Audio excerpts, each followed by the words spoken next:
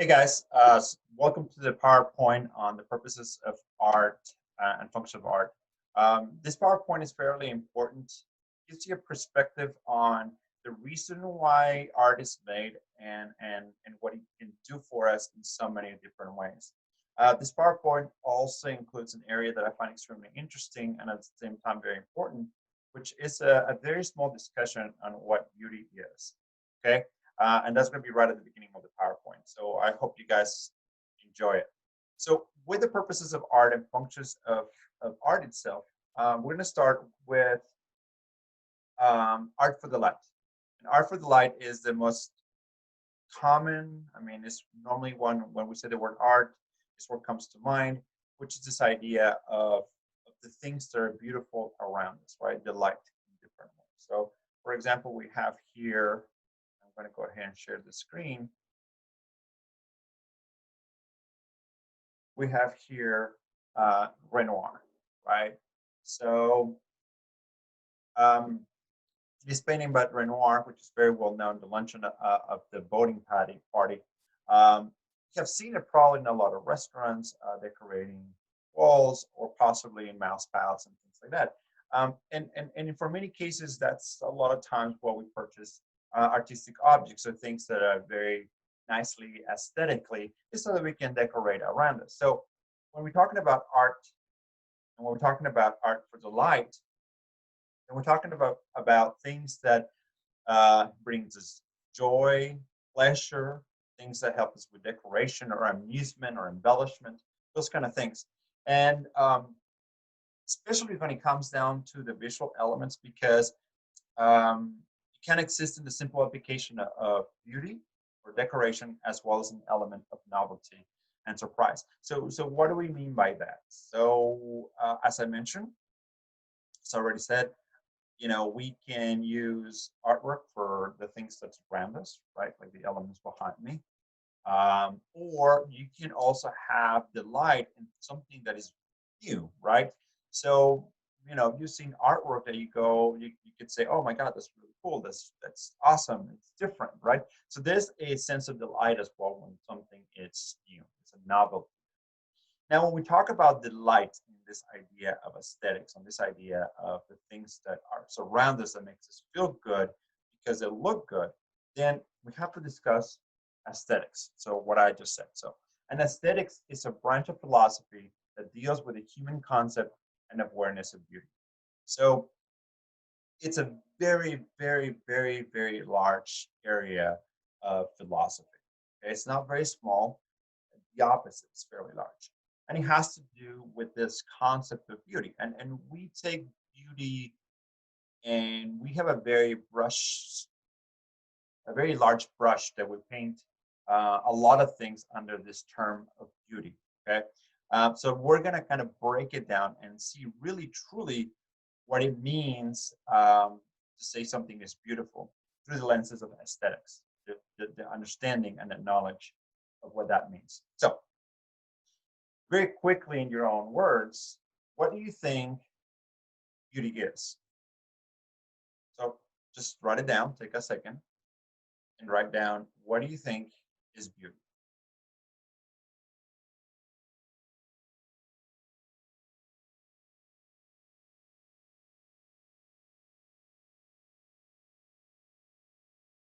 So normally we get a lot of responses that deal with an appreciation of things, things that makes you happy, things that makes you that are based on how one person sees one thing and another person sees another, and that's normally the way that most people kind of relate to the word beauty.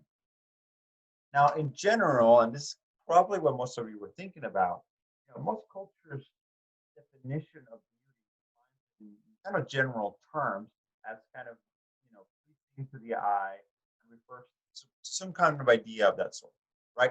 So, my enjoyment with things that I can see. Now, if that's the case, then let's talk about what makes something beautiful. What are the qualities that makes something beautiful? Let's go ahead and if you can, take a minute and write down maybe two or three things or a paragraph or a sentence that kind of tells you, or the way you think, what is it that makes something beautiful?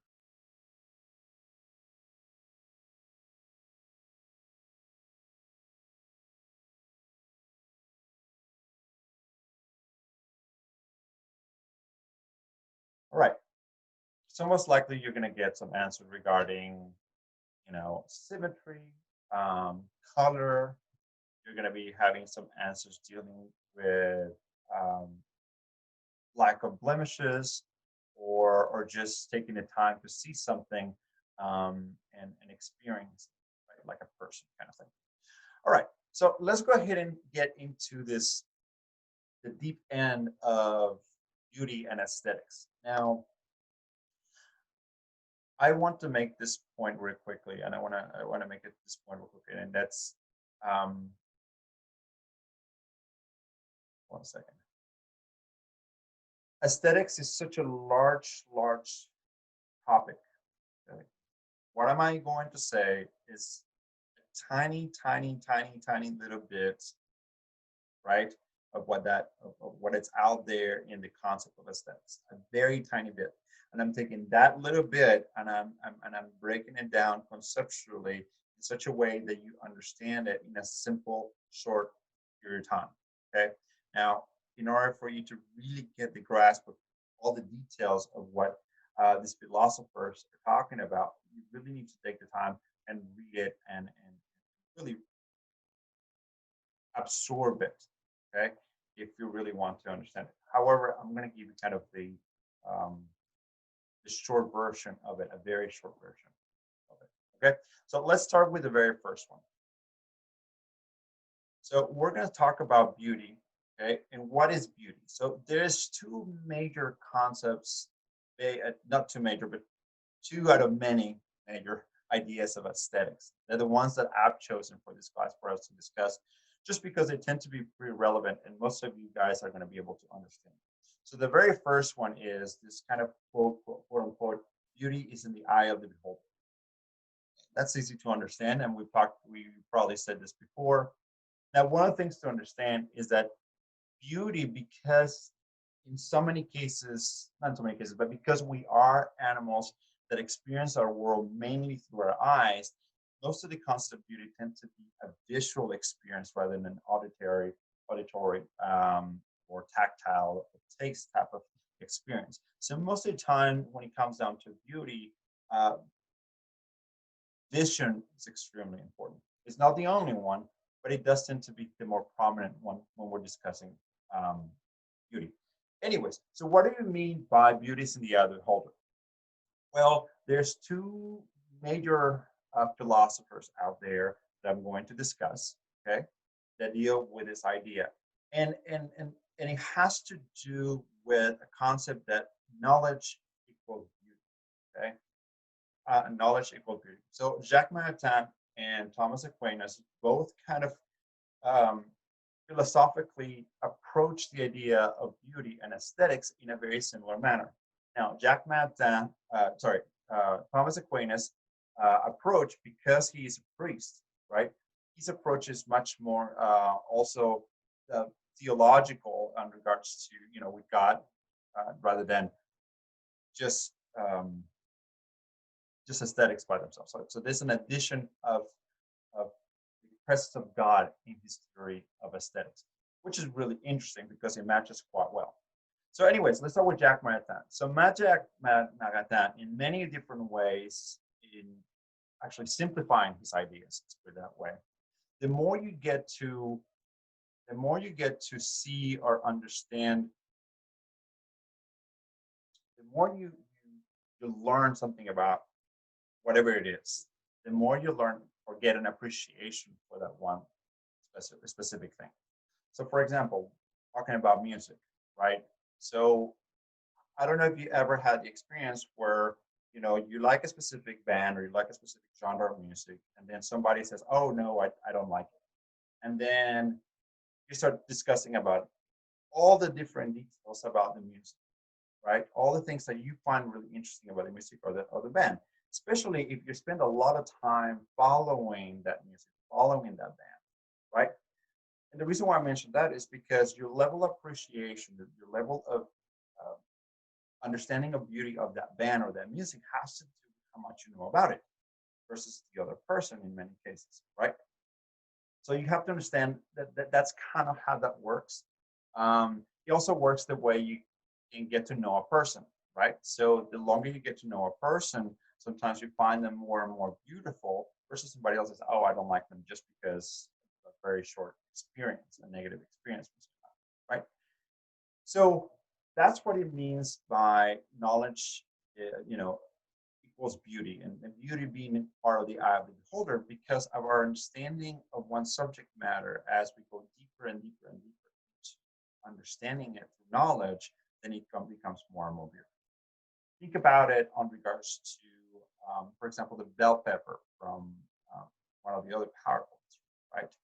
Uh, we can find beauty in something as mundane as bell pepper, as long as we take the time to study it, to look at it, to see it, to get to know it better, right? So there's a sense of beauty to that. Versus that if you just kind of chop it for fajitas, and there's a different kind of beauty to that. But it's much more narrow, right? And you can apply that to absolutely everything. You can find beauty through knowledge on any topic whatsoever, whether the topic is considered negative or not beautiful, but you still can find beauty in that. So, for example, artists like myself who deal with violence and deal with all of this kind of negative things, there is a understanding of beauty of those even negative things by studying them, by knowing all the nuances of how bad human beings can be in some ways, right? So that's the concept of knowledge of beauty through knowledge, right? The more you know something, the more beautiful it comes. And think about it. Think about things that you really love and find beautiful, and possibly those things that for some people they don't find beautiful, but you do. And if you think about it, it's because of that specific. Now, with that said, this quote unquote um, this sentence that I said, right? Beauty is in the eye of the beholder.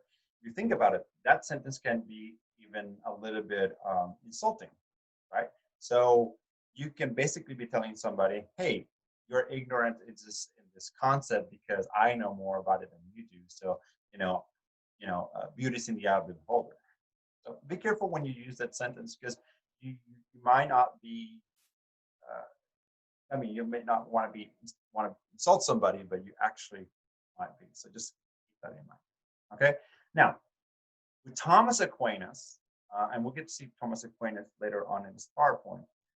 With Thomas Aquinas, one of the things that's important to understand is that this knowledge that you're acquiring is also has to do with an spiritual knowledge as well. So the more you get to know God, the more you get to know saints, the more you get to know uh, nature and things like that, the closer, the more beautiful things become, right? So this knowledge is applied theologically to this theory of knowledge equals beauty. So, and once again, guys, so this is very simplified. Obviously, there's way more nuance to what I just said, but kind of a very large terms. That's two of the main ideas of knowledge equals beauty aesthetics. All right, so let's look at the other one. Okay, and the next one is one that I find extremely interesting, which is the Platonic idealism. Okay, so Plato. Okay, the Platonic idealism. The Platonic idealism of truth and beauty is something that we still very much have in our contemporary times. That's in many different ways the way that most of us approaches beauty and the concept of beauty, right? And Plato, I mean, we're talking about, this is Greek times, where Plato is the one that kind of conceptualizes how we as Westerners apply this concept of beauty. Now, for Plato, there is kind of this three-tier equality. There's an idealism, right? There's an idealism here that equals the truth, right? And this truth equals beauty. So there's three parts to it, there's three qualities. Now, how does this work? What is an idealism to begin with? Idealism is when you think of the most kind of perfect version of anything. So let's do this exercise. I want you to close your eyes for a second. Okay, close your eyes for a second. And I want you, all of you, to think of a perfect chair, right? So now you have a perfect chair in your mind's eye, right? Perfect chair right here. Now imagine that all 25, 30 of you who are watching this video, right? Every single one of you have an idea of that chair, that idealistic way of a chair, right? If I was able to grab through the screen, right, and go into your minds and grab all of those 30 different ideas and then put them into this one single concept of chair, right? I compact them all of those different idealistic chairs into one single chair. Okay, that concept, which possibly and most likely does not exist, is what Plato would consider the truth. Right. So this concept, idealized concept, basically, that comes from the idealism of not just you, but everybody around you, culture, community, whatever it is, right? So there's that idealism, that truth that exists, right? So in order for us to find beauty, basically, is that right there, that combined idealism, right? So the perfect chair, the most beautiful chair, would be the combination of all the idealized versions of the same chair, and that is beauty. Okay? So that concept, that Platonic concept of idea, really in reality does not exist. However, in our mind's eye, as a community, we do have a perceptual content in our mind's eye of what that perfect chair looks like. So when you go looking for a chair, right, you are in some ways comparing the reality, the chair that exists around you, to that idealized truth version. There's a comparison that exists between that idealism versus the reality of the chair. And that's what Platonic aesthetics are all about, and the concept of beauty. It is a constant um, uh, explanation or appreciation of the world around us versus that idealism that comes from the culture or the people around you or the where you live in general. So, for example, idealize, or there are ideas of beauty, right, of the human form, right? Where do those ideas come from? How do we compare a beautiful body versus not, right? Well, our idealized version of a beautiful body on contemporary terms on the Western world includes a lot of elements that it can be a little bit people may not agree with them, but as an idealistic as they are, they tend to be kind of the slim, fit bodies, etc., etc. And that idealism comes once again from the culture, from community, so forth and so on. So we normally compare ourselves, our neighbors, or everybody around's bodies, quote unquote, with that version, right? With that idealized version that we have through community, through that Platonic truth source, and which is the beauty. So the closer that anything gets to that Platonic truth, the more beautiful it becomes. And we'll talk about more about beauty later on as we talk about Greece and a few other things. So let's go and talk about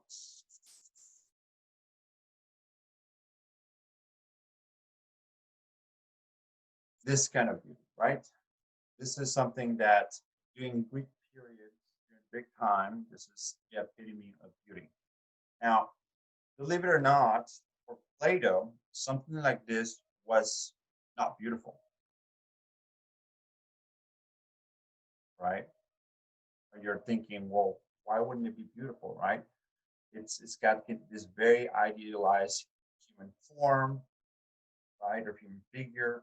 Um, just, it's playing the sports, all of those things that we find very appealing, right? So aesthetically, it should be beautiful. So why would Plato not consider it beautiful? Well, because we have to think about the same concept of truth and beauty, right? So if this concept of beauty, which is perfect here, right, that does not exist, but we're always comparing things, right, exist, right, then the next step from away from this truth is reality. So if we have the perfect disc thrower here, right, the notion of chairness, or the notion of, you know, this thrower idea, right, that does not exist, is kind of the truth of it, right? The next version will be the natural version, right? That separation from the truth, away from the truth, is nature, right? The reality that we live in. So the actual human person that was the disc bearer that threw that disc is the closest thing right now to that perfect idealized version. Right?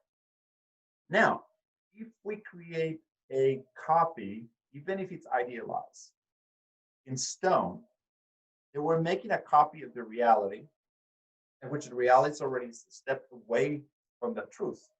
So, in that manner, right, we have truth, we have reality, and now we have this piece of artwork, which is a copy of reality, then this copy is a lie. So therefore, for Plato, Platonic ideas, art in that manner was not good. It was a lie.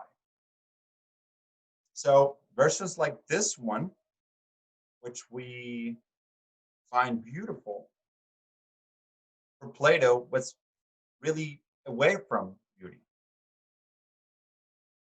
Now, the cool thing about artists and culture and communities is constant conversations that exist, right, between communities. And you could just imagine, the artists and the artisans saying, "Oh, Plato, we can idealize this, these versions of the human body to where we can show that they are as truth and as perfect as the reality itself." So the more quote unquote perfect, realistic, naturalistic the sculptures can get to the human body, then the closer they would be to this idealistic Platonic idea of truth, and therefore being beautiful. For Plato, that would never happen, because whether we like it or not, it would always be a copy, never be an original. The same concepts of beauty eventually makes it into the Renaissance. Okay? However, we utilize mathematics to try to create this idealistic, perfect replicas of nature and just perfection in general as part of the culture. But Renaissance period copied in some ways a lot of this Greek ideals of beauty and representation of nature and so forth and so on, trying to find beauty once again. In the Renaissance, because of the importance of knowledge and expansion of knowledge, mathematics were added to aesthetics as well. And here's a great example of mathematics and aesthetics at the same time, and this is the Vitruvian Man.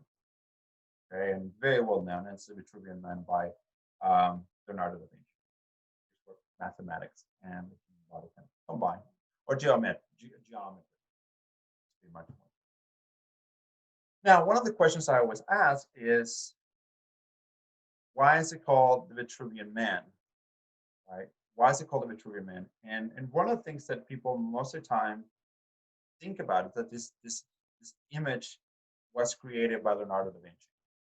And unfortunately, that's completely incorrect. That is not the truth.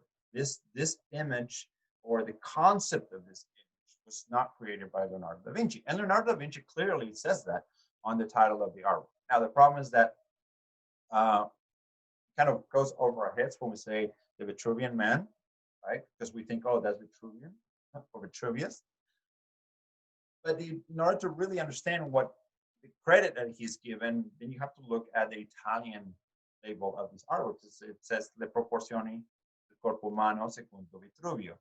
If you translate that, maybe you know Spanish a little bit, that kind of sounds familiar, but if you translate that to English, it says the proportions of the human body according to Vitruvius.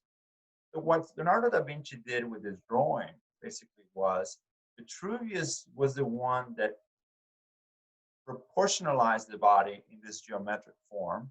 However, Leonardo da Vinci is the one that drew that idea, actually put it on the paper. Okay, and Leonardo actually gives credit to Vitruvius, which is very, very, very interesting. All right, cool. So let's move on. Another way of the application or of beauty, or trying to get to the truth, trying to get to that idealistic version of nature, right? We have the golden mean. The golden mean is a series of numbers that put together visually creates this beautiful form. And it's a form that we find in many different things around nature, from the way that a flower opens up to the shape of a snail, right? Shell, what else? To galaxies, basically. They all tend to have the same proportions. The proportions are based on the golden mean or the Fibonacci sequence. So the Fibonacci sequence, as you can see it here, is 1 to 1, 2, and 3, 5, 8, 13, 21, 34. The way that works is you add the two sides to create the second one, and you continue to do that all the way through until virtual. Right? So 1 plus 1 is 2, 2 plus 1 is 3, 3 and 2 is 5, 5 and 3 is 8, 8 and 5, 13 is 6. Right? A lot of things around nature, as I mentioned, are based in that mathematics. Now, mathematics of that sort was also applied to temples, and we still apply it to a lot of our own architecture. Here's a great example of that. Once again, here's the same grid that I just showed you, obviously some numbers, but you can see how that mathematic was applied to some of the Greek temples, not all of them. Any questions about, hopefully, if you have any questions, you can bring them to the virtual meetings that we have. And it's funny that I just said that because normally that would happen during class and obviously face-to-face anyways. So the next one, art as commentary. So art as commentary, we're going to divide it into 3 different parts. Okay, the first one is just art as a way of communication, basically as writing facts, as applying the information, basically as note taking. Nowadays, we don't have the need so much to do this, but however, art in the past was basically needed in order to transfer information from one generation to the next, right? And here is a beautiful example, once again, by Leonardo da Vinci, of one of his sketches in where he, you can see studies of the human body. Now, this right here in front of you, it's not meant to be a painting. What we normally would consider art, but nevertheless, art is being used here as a way of creating, of forming, making. All right. The next one is going to be artists as a way of showcasing or interpreting or understanding culture. Right. When artwork is created, whether we like it or not, it leaves clues of that culture at a period of time, right? So even though it's not commentary as a way to flat out loud say one thing or another specifically about community or society, right? Because of the fact the artwork's being done at that moment, there's always traces of the understanding of that community. Now, one of the time periods that we're going to focus on, and one of the paintings we're going to look at in our commentary, this um, the specific way of showing commentary is going to be Gustav Kahlbodt, and we're going to look at the portrait of the countryside from 1876. Right. So I chose to talk about this specific commentary where we can see glimpses of culture through an artwork at a from a very specific period of time in art history. And the reason why I chose this specific period of time, this is modernism, okay, and this is impressionism, right? And why do I chose that time specifically? And the reason why I do this because during this time period, the idea was to capture things in the moment, okay? Capture what you see and at its most naturalistic manner, but the truth as you see it, right? So it's an impression of reality, a quick capture of reality, right? Realism as well in here, what you capture those things, and it is what you see. So there's not really an embellishment of reality. There's not a change, an idealism. There's not a uh, fictional addition to it. There's no romanticized versions of the paintings or of the artwork, right? So I like this right here because it really truly gives us a clear portrait of culture in that time. So if we're talking about artwork that is living clues of culture and community and so forth and so on, this time period is the best time to kind of really truly see a reality without having to break it down. Now, after that, and previous to this kind of artwork, you have to do a lot more digging into the culture, uh, understand more about the artist, understand more why was art being made and how it was made, what were the concepts about art being created, because then by having that understanding and breaking down the information on the paintings or the artwork, then you can really get those clues.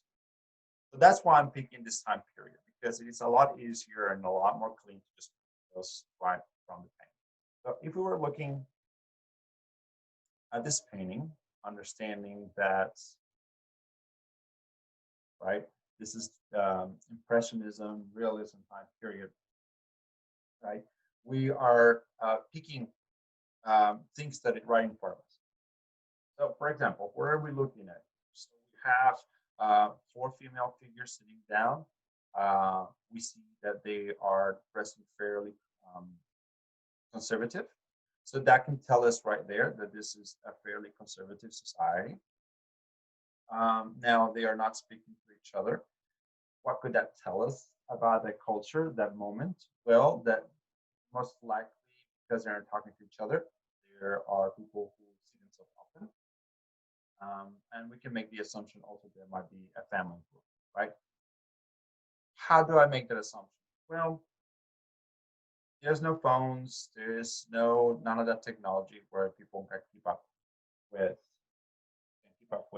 each other, right? So when during this time period when people got to see each other in this kind of groups, and they would spend the time talking, right? Seeing what was going on. And the fact that they are not talking, the fact that they are each one in their own little world, right, tells me that this they see each other quite often, and most likely that they're family members because of the matter of fact. Now, the other thing that I like about it in regards to kind of assuming their family is because there's kind of a sense of generational matriarchy. We have this older lady right here, then we have two similarly aged individuals here, and then we have a much younger individual here from kind of giving us three different generations of family, right? So what can this painting tell us about culture? Well, that family members stick together, that they will get together often, or that they out, or they were around each other, something in that regards, right? What else about culture? Well, you don't see any male figures, okay? So we can assume that males are at work, most likely, and that people on this social economic level, right, the females were able to do leisure activities during the day, right? And how we know it's during the day? Well, we can see appearances of the sun, and they're doing leisure activities. How do I know that? Well, they're meeting and they're doing things that are not work as if it was, let's say, binding together material for a full piece of clothing, right? This looks more like a leisure activity, and this lady back here is free, right? So certain social economic level where the man is able to go work and the women are not. So this sense of kind of a middle class of some sort, maybe a higher middle class. Another thing that this painting can tell us culturally is that this is an activity that's being done possibly in the spring, right, or the fall. Most likely the spring. And how do we know this is an activity that's done in the spring? Well, we have flowers here that normally tells us the spring, possibly early summer. However, the one thing that kind of keeps me away from saying summer is the fact that they are wearing fairly dark clothing and they're outside. So, and there's no, I mean, there seems to be shade, right? Maybe a tree or whatever it is, since they're not brightly lit. However, I don't think the temperatures are very high. So once again, culturally, I can find from this painting that you were in the spring. Um, this kind of leisure activities were done by this kind of individuals, et cetera, et cetera, et cetera. Anything else I could possibly um, from this specific painting might be alluding to a religious background, especially Christian. The reason for that is because partially the dress that they have, but also the book that she might be reading, right? Another thing that I could apply to a ritual of Christianity or religion is the fact that they're wearing black or dark clothing. That simplifies more in many cases. And you can even assume that somebody died not too long ago, right? Because they're all still wearing dark clothes. And we could possibly say as the person that is reading the Bible, reading the book, right? So she might have been a brand new widow, and then this might be the best of that. So all of those things, it might seem a little bit of a conjuncture, which they are. However, um, they are fairly true on regards to what was culturally happening in that time period, right? So the painting gives us all those clues. So the commentary of the painting that is given us just by the painting being made at that time period with kind of context of why art was being made the way it was tells us these things about that culture. That's the kind of commentary we're talking about. Just kind of the clues that exist in art, period, just because the artwork was made or was made at that period of time. All right, the next one is commentary as the way we normally probably think about commentary. When we say the word commentary, we normally think, oh, they're going to say something about something, right? So the commentary. Art gives visual artists, the ability to make commentary subject matter as a form of language, right? So we can use art or images, symbols, right?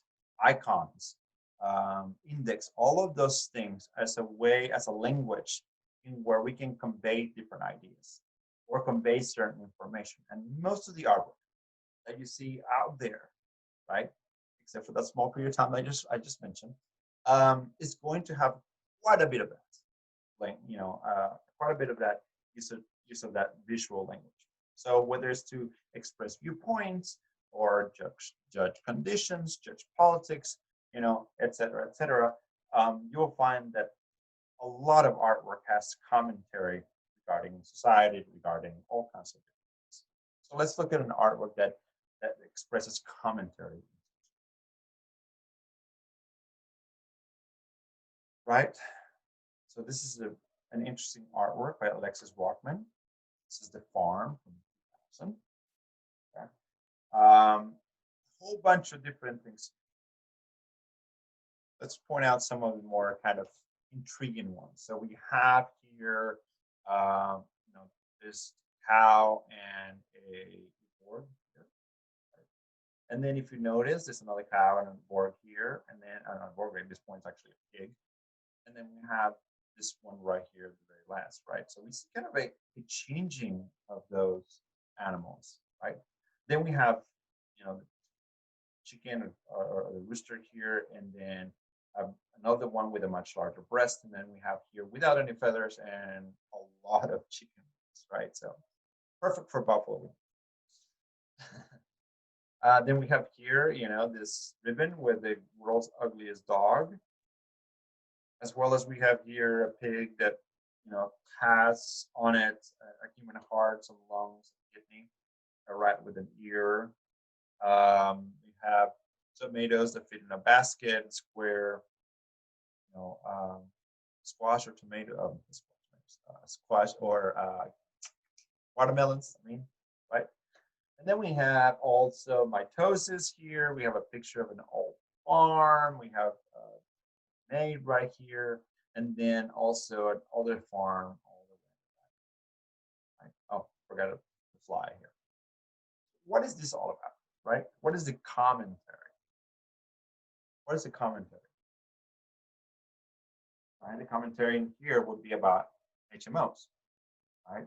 Now, it's interesting to see that the artist in this case is not telling you, hey, HMOs are bad. GMOs, sorry. Genetically modify, that's what we're talking about. Sorry, not HMOs, GMOs. So, GMOs. So we have genetically modified organisms.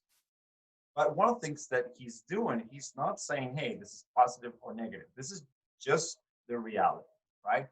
With GMOs, you have, right, whether we like it or not, before our genetic engineering that we do nowadays, we're still kind of genetically modifying the animals just by breeding. So he's got kind of this first section, even to the third, actually, this first change here, right?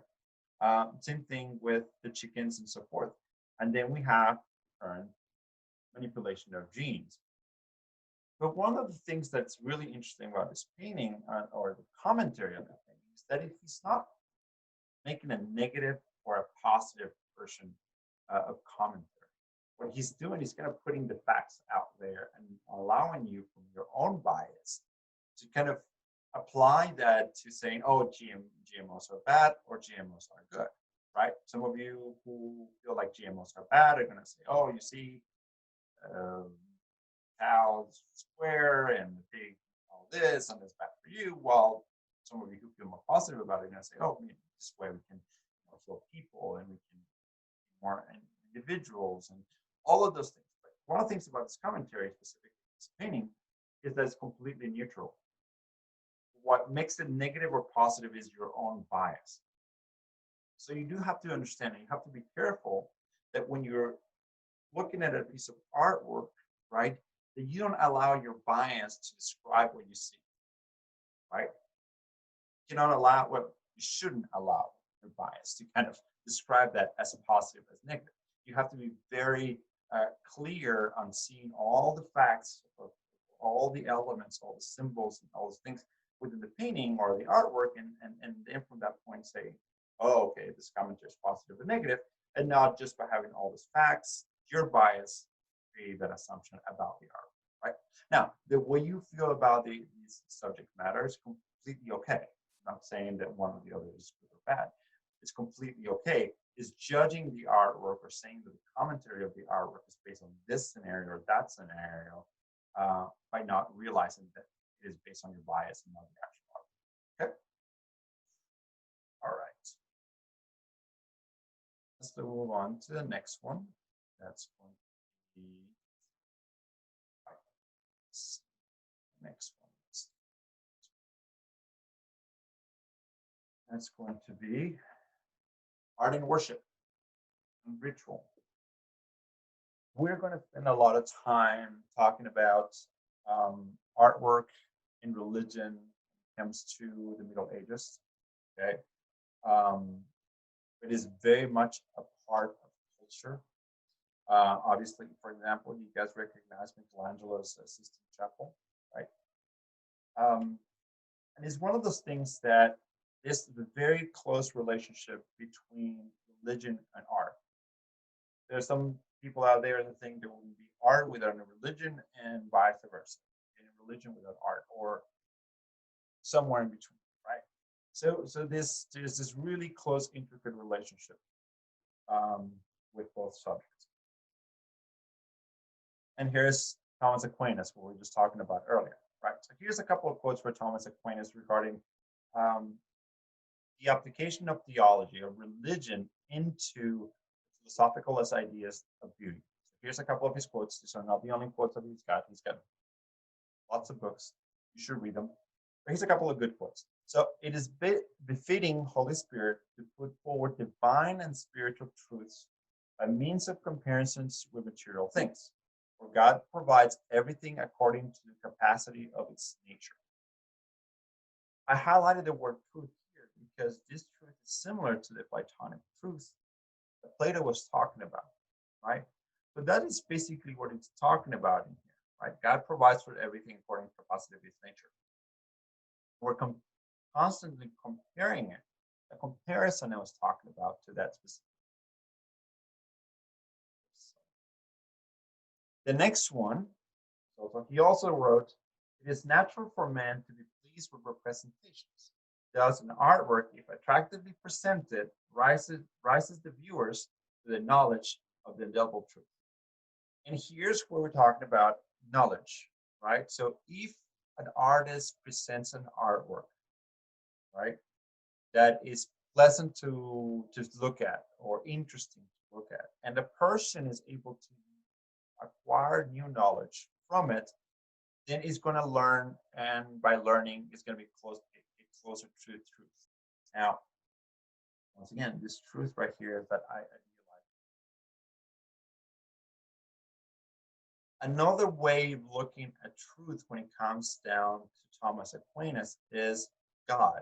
So you will see not only with Thomas Aquinas, but in the Bible, the word truth. And if you kind of overlap this truth with God, or God, our concept of God, it's really, really interesting. So the more you get to know a person, you find them more beautiful, and that will get you closer to God. If you study nature, whatever part of nature, right, kind of biology, whatever, the more you get to know that in a very intimate manner, the more you get to know God, right? So that truth, in regard to Thomas Aquinas, it's very much connected to the concept of the Almighty. All right, skip that. The one interesting things about religion, in where I personally think that religion has had the need for art more than art the need for religion, is because of this kind of objects, for example, right? This beautiful stained glass windows that exist in many of the churches and other religious buildings around the world, right? So why do I say what I say? Well, pretty simple. Why are this kind of objects in so many churches? What is the reason that artistic, well thought out artistic um, murals, paintings, stained glass windows were necessary during this period? Why do you think it was important? Well, it's actually pretty simple. A lot of people were not able to read and write. So the only way that the stories of the Bible, the connectivity with the stories in the Bible, from those who couldn't read and write, was through imagery, right? And if you did not have somebody that was able to recreate aesthetically the images or the stories from the Bible in such a way that they were beautiful, and they were in such a way that they were aesthetically interesting and pleasing to the eye for people to look at and to learn from it, then religion would have not been able to be perpetrated as much as in some ways, right? Obviously, there's caveats for that, but in general, not as fast as we're able to do so with an illiterate group of people. And that's what the caveat is, right? With people who could not read and write. We're not the only ones in the Western world who utilize aesthetics in order to convey or expand the knowledge of theology. Right? Here's another one from Western Eastern civilization. This is Rock Garden. Here. Kyoto, sorry. And here's a few other ones from different cultures around the world. So we have some South American, we have some Native American, and some African. So this concept of religion and expanding religion and theology that means aesthetics is not just Western. It's fairly universal. All right, the next one, art for commemoration. So art for commemorations, it's pretty cool. It's just the kind that we see that creates a sense of patriotism, nationalism. It makes us feel like we belong to a specific group. That's what art for commemoration is. Here's a beautiful example by Eugene Delacroix. It's Liberty Leading the People. You guys probably have seen this artwork before. It's fairly iconic. So it kind of embodies what I'm talking about, right? Commemorating a moment, putting elements here that's going to make you remember or help you remember. And that's basically what art for commemoration does, right? It helps humanity with the need to remember. It also shows respect for those who have passed away. And last but not least, normally a celebration of a significant person or an event, and all of it honoring patriotic action or honoring a patriotic action. Okay. Now, all of those things are great and they're correct, but I do have to be very clear with something.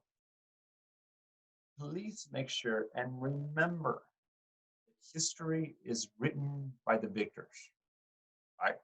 So any single time that you see artwork, whether it's a painting, a sculpture,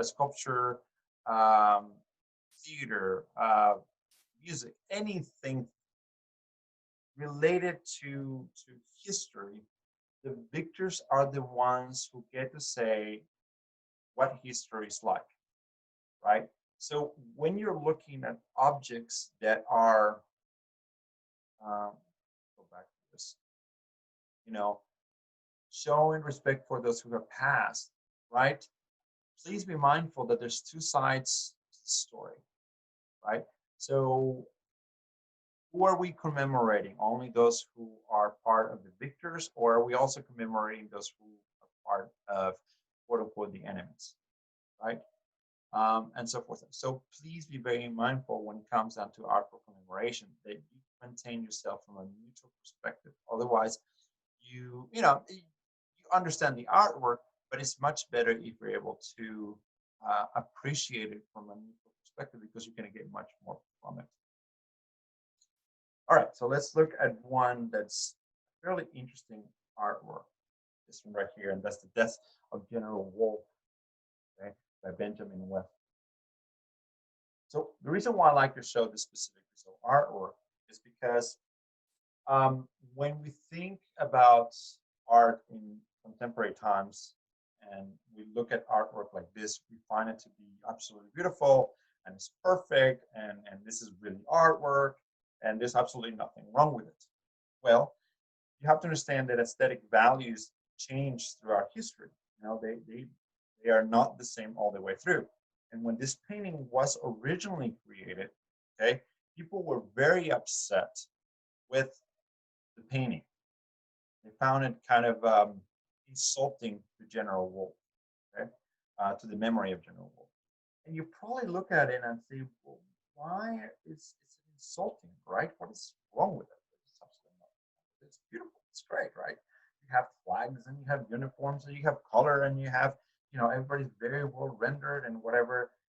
Most people, look at the painting and say, oh, but there's a Native American there. So that's the reason why. And first reaction is, well, shouldn't feel bad because I mean the Native Americans helped the French, and they were actually pretty good fighting together. So that's not the reason, right? So what is the reason? Right? In order to understand why this was controversial this period of time, you have to acquire knowledge. You have to understand culturally what's going on this time period. Let me tell you why. During this era of history, right? Um, it was neoclassicism. It was an era where we were looking back at classic Greece and classic Rome, right? And anytime that you wanted to portray, show, highlights, or venerate in some ways the positive things, the good things of any individual, right? Then you would want to present them in a Greek or Roman way, right? So you would want them to look as if they were Roman or Greek.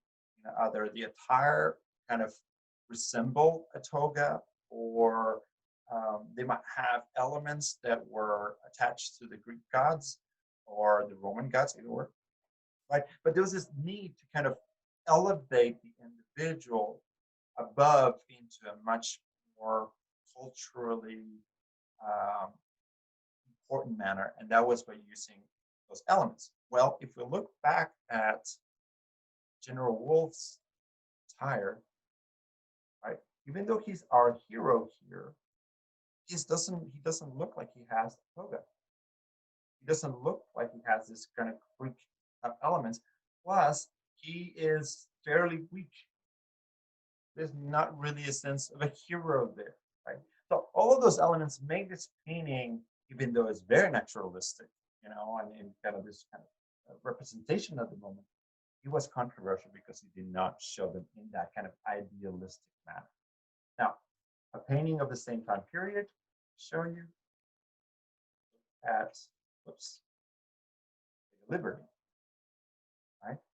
Even though she is attired in kind of this female attire, it kind of falls around her almost like a toga, right? Not only that, but she kind of has the resemblance of Diana, right? The god of war. There's this kind of very high, this sense of um, heroism that she embodies. All of those things. This is what people were expecting of art during this time period. So when they see General Wolfe here, right? We'll get to talk about neoclassicism later on during the semester. But one of the other objects that I kind of mentioned right now that has a toga in the same time period that elevates this idea to the next level is the Statue of Liberty. The Statue of Liberty in New York City, which is originally from France, has a toga. She looks like she's wearing, or she is part of Greek or Roman times, right? This heroism, that's importance of these objects. So very important to understand that when talking about commemoration, there is a historical content to it that changes. Here's another one, right? When it comes down to commemoration, different memorial sites help us with remembering, right? Help us with honoring those who passed and so forth and so on. So, World Trade Center Memorial is absolutely beautiful. Helps us remember. It's a picture I took when I was in New York City last time. But not all forms of commemoration, memorial, have always been okay. This is a great example of another controversial piece of artwork throughout history that has changed our way of looking and commemorating history for those individuals who passed. So originally, when the Vietnam Memorial was being created, or was wanting to be created, they basically made a call of arms. a call out. So they made a call outing where they asked artists and architects to come up with ideas of what the memorial was going to look like, right? So they sent that out, all the proposals come back, and eventually they come back down to this one proposal. And the proposal, as you can see, and what was finally done, was this absolutely beautiful grand black granite. I believe it's granite, not marble. Anyways, it's extremely reflective surface, right? Where the names of all of everybody who perished in the war was scripted on this reflective black marble granite, right? Well, people did not like this memorial at all. They found it insulting, right? They did not want this to be the memorial for the Vietnam Memorial, right, for the Vietnam War. So part that made it controversial is that most people's idea or concept of memorial or a memorial was, the figures, persons, the individuals, and showing them in battle or showing them dying or something in that regards, right? You wanted to see the human figure somewhere in there, not just stone, black stone and names, right? They did not want that. Regardless, the Vietnam Memorial was created, and people didn't realize the genius of the memorial in some ways until people started to interact with this artwork, right? And what is beautiful about this, if you haven't been to Washington, D.C., one of the things that is extremely emotional about it in some ways is that as you walk into the V, that the chevron point, right? When you get to the chevron point, you get to see your reflection, and your reflection is surrounded by kind of a cloth of names, right? There's something powerful about seeing all those individuals who gave their lives so you can stand in front of the kind of mirror of seeing yourself alive in that mirror. So it's extremely poignant, it's extremely heartfelt, something that another kind of memorial would have not been able to do. I mean, yes, you can empathize with a human figure dying, right? Because we have it in most churches with Christ on the cross. But there's something in the symbolism that makes it even much more meaningful when you're the one that kind of realizes what's happening, and it's much more personal. But nevertheless, because people were so upset with the fact that there was not a human figure, in the Vietnam Memorial Park, there's actually a second memorial that looks more like what people would expect. Right? This is normally what people expect a memorial to be, right? Or used, not anymore. After Lin, no, not Lin, yeah, Maya Lin did the artwork or this sculpture, then we have been able to kind of move forward with this idea of the figure being the center point of a memorial to remember those, or to kind of explain or contextualize the lives of those who perish in a specific moment. Right? So here you go. They both exist. All right. Art for persuasion.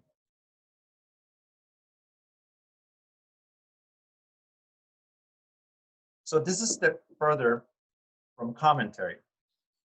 When you're talking about persuasion, you're talking about changing people's minds, really doing something visual that's going to alter the way somebody thinks towards one way or the other. In so many ways, propaganda, it's what I'm talking about. Now, propaganda tends to have kind of a negative connotation in English. That's why I like the word in Spanish, because propaganda just means something that's a marketing of some sort, right? But in some cases, marketing as well as propaganda are images that alter your perception in such a way that you want to change who you are, or sway your habits in a specific way towards one specific manner that the marketing or individual who created the objects wants you to go into, right? So this one direction. So for example, we have decoration and flair of government buildings. So that facade of buildings sometimes kind of wants to feel, makes you feel like you're um, small or lack of power because they have the power, right? So you have in many cases you have kind of Greek or Roman type of decorations or flags or things like that creates a distinguishment, right? The next one, public monuments, which we're just talking about, right? Advertisements, same thing. TV commercials and music videos, those things also tend to change, manipulate our perception and the way we live to want us, in this case, buy or watch or do certain things, right? Especially with music videos. One of the best way to describe that is our personal attires nowadays. Um, what are they based on? In many different cases, it's from the persuasion of a lot of music videos, especially with hip hop and rap. You have a lot of those elements part of our contemporary lives. Tennis shoes, t-shirts, those kind of things. All of that comes from a persuasion through the arts in order to change our habits.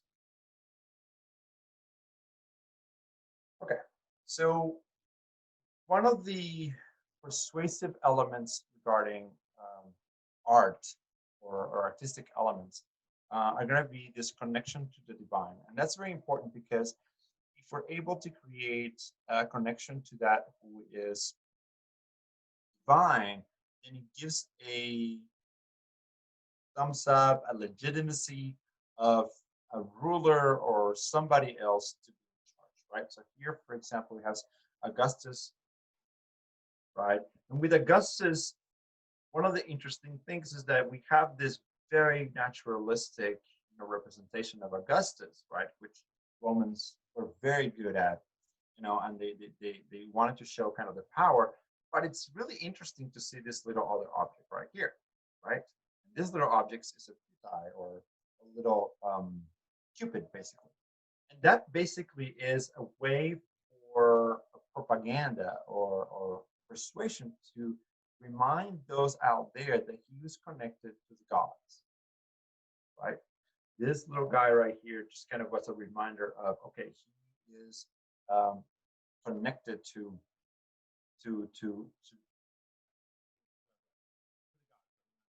speculate. I don't remember exactly which goddess it was, but related to the gods. So that is one way of creating persuasion.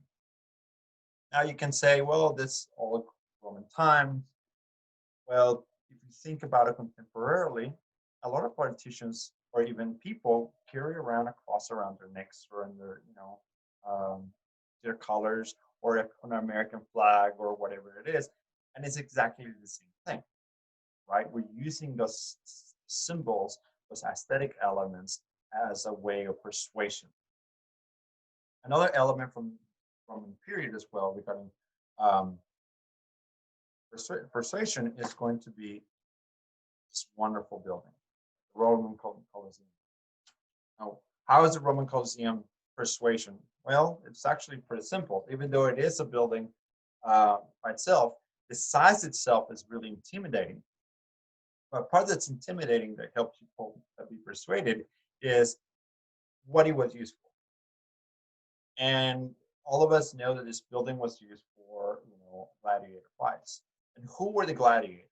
Well, the gladiators were basically, in cases, slaves that were captured through war, right? A lot of warriors from other warring tribes or countries in which they were, captured and then turned into gladiators, right? And then this gladiator is brought into the Colosseum and then have them recreate all kinds of gruesome, different kinds of, fights and whatever else. And you guys kind of know this story.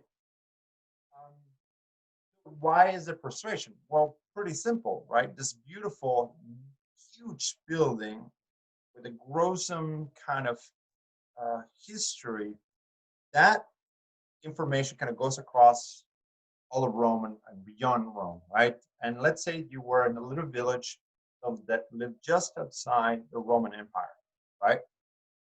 And you knew about the Colosseum and you knew about what happens in the Colosseum. So when the Romans came in and they wanted to take over your town, right?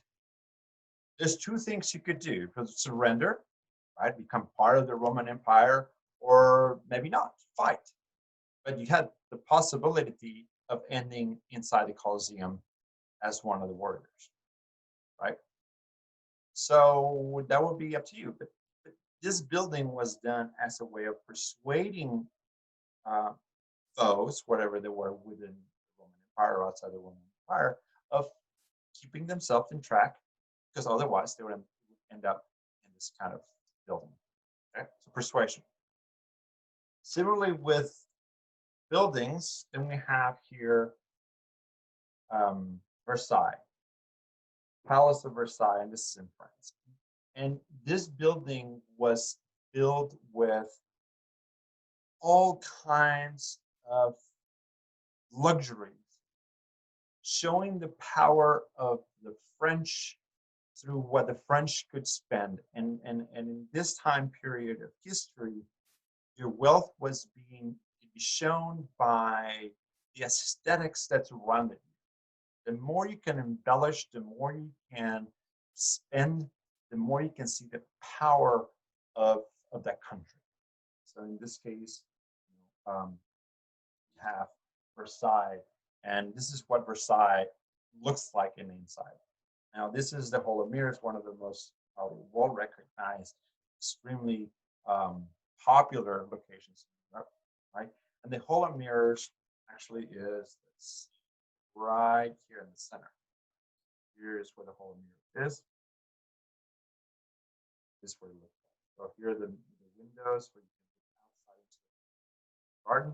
And these mirrors right here reflect the light as well as the audience.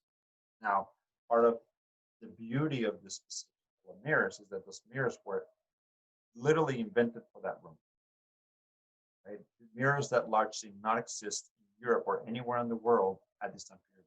They were invented literally for that. So the persuasion in this case, similar to what, in some ways, to what the Colosseum was about.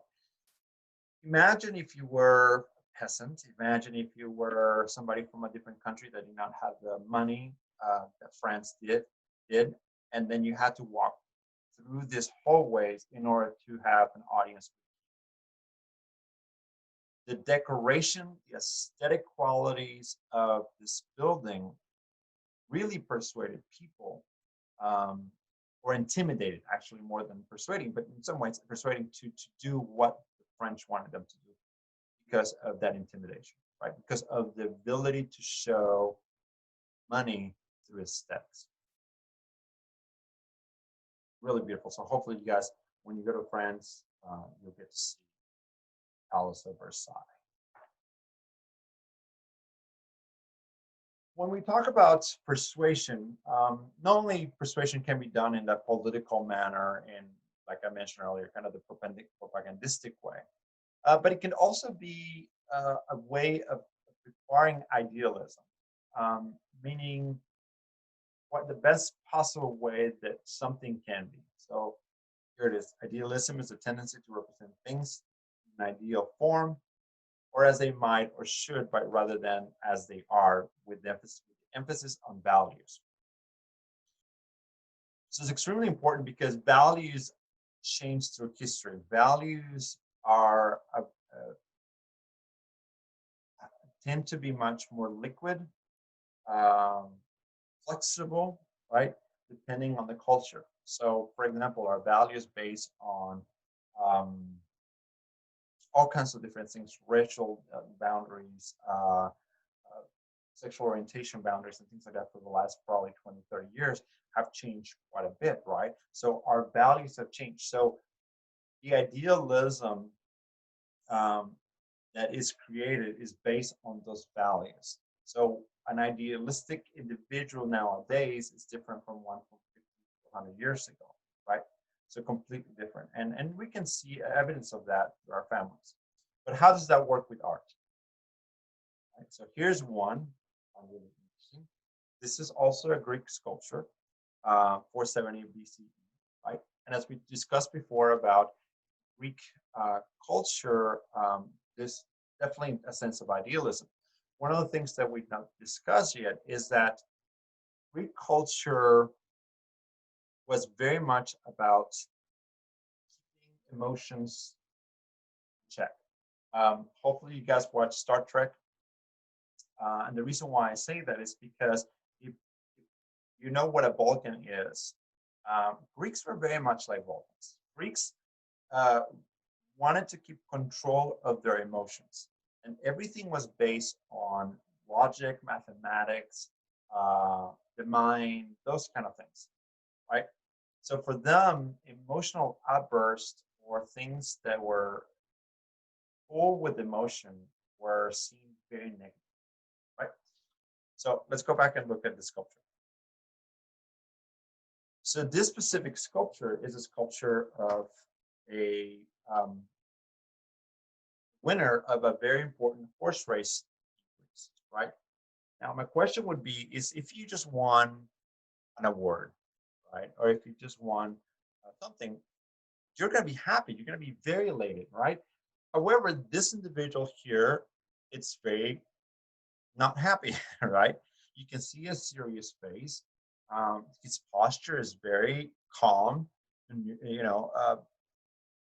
keeping his emotions inside. So even though the natural reaction of somebody was to be happy, right, elated, because culturally that was seen as a bad thing, right? The values at that point was you should keep your emotions constrained.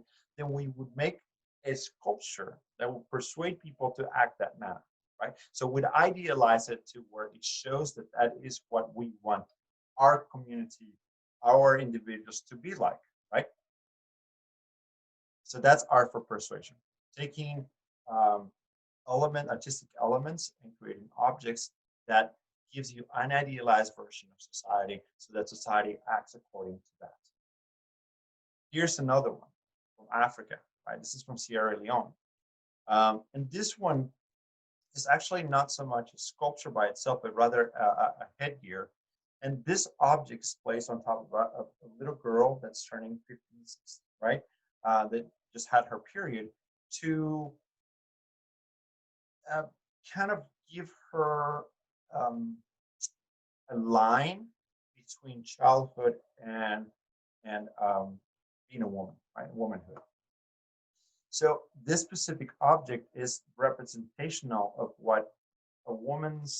uh, what a woman's supposed to do versus a little girl. So a little girl probably runs around, plays, just does all kinds of things. But once you have this object placed over your head, then that playing, that going around, that lack of responsibility is no longer there. Now you're a woman, and this is the kind of things that they're expected of you as a woman, right? So this is just an object, but nevertheless, it's persuading the little girl or the 16-year-old or 17 or whatever it is, right, to change their habits based on this object, right? And culturally, the values of that culture, obviously. But this object embodies that essence. And last but not least, with um, persuasion, this is something that probably one of my favorite paintings. It's called just went blank on it. Garden of Earthly Delights, right? And this is by Bosch. Now, what I like about it is the fact of when it was made and how it's being used as a method of persuasion. I think it's really, really well done.